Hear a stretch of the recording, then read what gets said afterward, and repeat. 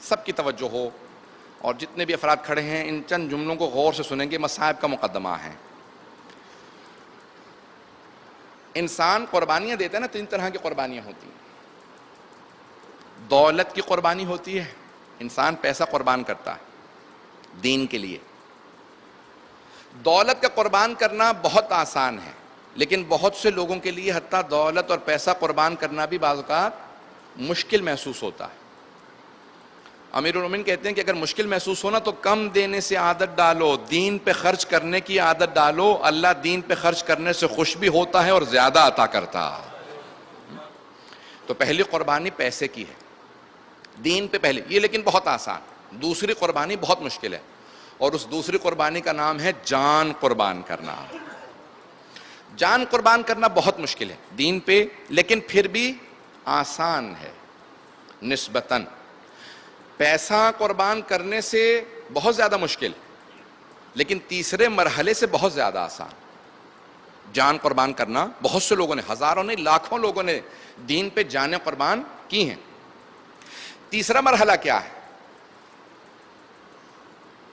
پیسہ قربان کرنے سے زیادہ، جان قربان کرنے سے زیادہ اپنی آبرو کو دین پہ قربان کرنا۔ اگر میں بات پہنچا پایا ہوں، اپنی آبرو کو دین پہ قربان کرنا یہ بہت مشکل کام ہے۔ آبرو قربان کرنا بہت مشکل ہے۔ حضرت ایوب علیہ السلام بھی جب نظر آتے ہیں نا، تو انہوں نے اپنے بیٹوں کو قربان کر دیا، فصلیں میں ہر چیز قربان کر دی، یہاں تک کہ بیمار ہو گئے، لیکن جب ان کی ناموس پہ حرف آیا نا، ان کی زوجہ پہ حرف آیا، تو کہا کہ پروردگارہ اس سے آگے امتحان نہیں دے سکتا۔ تو جناب جبرائیل فوراً نازل ہوئے، کہا ایوب اللہ کہتا ہے کہ تمہیں بیٹے کس نے دیے تھے؟ کہا پروردگار نے۔ کہا اس نے واپس لے لیے؟ کہا لیکن میں نے اولاد کے جانے پہ شکوہ نہیں کیا۔ کہا ایوب تمہیں محل کس نے دیا تھا؟ کہا پروردگار نے۔ کہا اس نے واپس لے لیا؟ کہا ہاں۔ فصلیں؟ کہا اللہ نے دی تھی۔ آبرو، یہ جتنی چیزیں دی، کہا اللہ نے دی۔ صحت اللہ نے دی۔ کہا اور تمہاری زوجہ جناب یوسف کی بیٹی تھی، رحمہ نام تھا، آج ان پہ حرف آیا، امتحان دینے کے لیے کیوں تیار نہیں؟ کہا پروردگارہ ناموس پہ حرف آنے کے معاملے میں آگے برداشت نہیں کر پا رہا۔ اللہ نے قیامت تک کے لیے قرآن میں ذکر کیا، جب بھی صبر کا تذکرہ آئے گا جناب ایوب کا تذکرہ آئے گا۔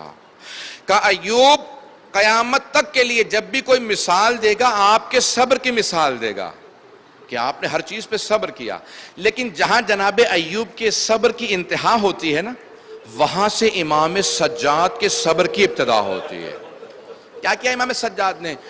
یہاں پہ آبرو پہ حرف آ رہا تھا، امام حسین نے کہا پروردگارہ میں نے اولاد کو تیری راہ میں، اصحاب کو، سب کچھ قربان کر دیا، حتیٰ اپنی بیٹیوں کو یتیم کر دیا، میں اپنی جان تیری راہ میں دے رہا ہوں۔ لیکن آپ جانتے ہیں کہ ایک ایسا مرحلہ تھا کہ خود امام سجاد نے کہا بابا میں آپ پہ قربان ہونا چاہتا ہوں۔ کہا بیٹا آپ کا مرحلہ میرے مرحلے سے زیادہ سخت ہے۔ کیوں سخت ہے؟ کیونکہ علی و بطول کی بیٹیوں کے ساتھ جانا بازاروں میں، درباروں میں، اگر میں پیش کر پایا، میں نے کہا تھا آج مختصر رکھوں گا، مختصر سے مصائب سنیے گا۔ 5ویں امام فرماتے ہیں کہ بہت بڑا امتحان تھا، 7 چیزوں کو پیش کیا، میں ساری چیزیں نہیں پیش کروں گا۔ امام باقر نے 7 چیزوں کو پیش کیا، کہ مولا کون سا ایسا آبرو کا امتحان تھا؟ تو امام باقر نے کہا کہ میرے بابا کے لیے بہت بڑا امتحان تھا آبرو کا، کہ مجمع عام تھا، علی کی بیٹیاں تھیں، باغیوں کے نعرے تھے، ہاتھوں میں پتھر تھے، اور جب بھی کوئی پتھر پھینکتا تھا کہتا تھا باغیوں کا قافلہ آ رہا۔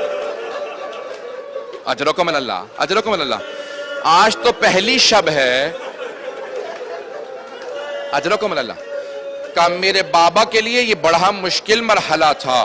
غیرت کا پیکر سید سجاد، غیرت کا پیکر۔ اب کیا کیا امام سجاد کے سامنے؟ مولا فرماتے ہیں 7 چیزیں اگر سن سکیں، مولا فرماتے ہیں 7 مرحلے میرے بابا کے لیے۔ کہ پہلا مرحلہ کہ جہاں مجمع عام میں علی کی بیٹیاں آ رہی تھیں، کہ پھر کا دوسرا مرحلہ کہ بالا خانوں پہ خواتین تھیں، اور وہ بچوں پہ گرم پانی پھینک رہے تھے. کہ جب میرے بابا دیکھتے تھے نا اس عالم کو کہ جہاں بچوں پہ پانی ڈالا جا رہا ہے, کسی نے ایک انگارہ پھینکا کہ میرے بابا کے بالوں میں گرا. کہ جب وہ سارے نامحرموں کا مجمع تھا نا, ایک مرتبہ میرے بابا نے آواز اپنے بابا کو دی.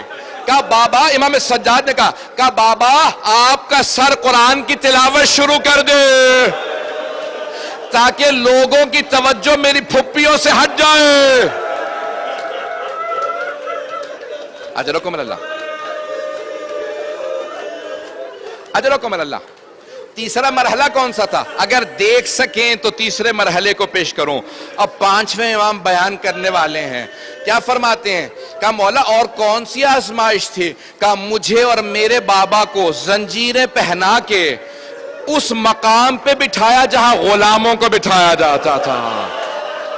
کہا زمین پہ دربار میں وہاں بٹھایا جہاں غلاموں کو. کہا خود تو یزید تخت پہ بیٹھ گیا تھا. کہا میں غلاموں کے ساتھ. مولا اور کون سا مرحلہ تھا؟ کہا میرے بابا کو جو سب سے زیادہ گراں گزری چیز, کہا وہ شرابی کا دربار, اور وہ بار بار پوچھتا تھا یہ بیبیاں کون ہیں. کہا میرے بابا برداشت نہیں کرتے تھے, ایک بات کو دہراتے تھے, ہائے علی کی بیٹیاں, اور ایک شرابی پوچھے.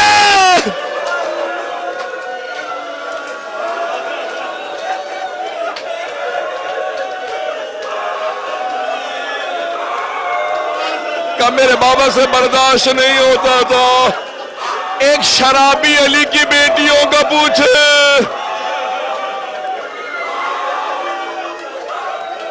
اجرکم اللہ. میں نے تمام کر دیا. بس بھئی اب آپ لوگوں سے برداشت نہیں ہو رہا. الا لعنت اللہ علی القوم الظالمین وسيعلم الذين ظلموا اي منقلب ينقلبون. بس بھئی ہاتھوں کو بلند کریں گے. 2 سے 3 منٹ کی دعا کرواؤں گا, ہاتھوں کو بلند کیجئے گا. یہاں پہ ایک مومن برداشت نہیں کر پا رہا. میں نے بہت سے چہرے دیکھے برداشت نہیں کر پا رہے. آج تو پہلی شب ہے, میں صرف ایک جملہ کہوں گا. جب امام واپس پہنچے نا تو کسی نے کہا مولا شہادت آپ کی میراث ہے. امام سجاد سے کہا, حضرت منہال نے کہا مولا شہادت آپ کی میراث ہے, آپ کب تک گریہ کیجئے گا؟ کہا منہال تم نے صحیح کہا, شہادت ہماری میراث ہے. لیکن منہال, قرآن میں اللہ نے ذکر کیا یعقوب کے 12 بیٹے تھے, ایک یوسف آنکھوں سے دور ہوا تھا, مرا نہیں تھا, وہ نبی تھے, جانتے تھے. وَبِيَضَّتْ عَيْنَاهُ مِنَ الْحُزْنِ, رو رو کے ان کی آنکھیں سفید ہو گئی تھی, یعنی نابینا ہو گئے تھے. منہال تو نے انصاف نہیں کیا. یعقوب کا ایک یوسف آنکھوں سے دور ہوا تھا, میرے 18 یوسف ایک دن میں مارے گئے. ما لهم من المثال, کہ ان میں سے کسی کی کوئی مثال نہیں تھی. کوئی علی اکبر تھا, کوئی قاسم تھا, اونو محمد, کہ ان میں میرے چچا عباس, کا 18 ایک دن میں مارے گئے. پھر منہال نے کہا لیکن مولا شہادت آپ کی میراث ہے. مولا آنسو بہاتے بہاتے رکے, کہا ہاں منہال شہادت ہماری میراث ہے, لیکن منہال مجھے اتنا بتا, شہادت تو ہماری میراث ہے, کیا بازاروں اور درباروں میں پھپھیوں بہنوں کے ساتھ شرابیوں کے درباروں میں جانا کیا یہ بھی ہمارا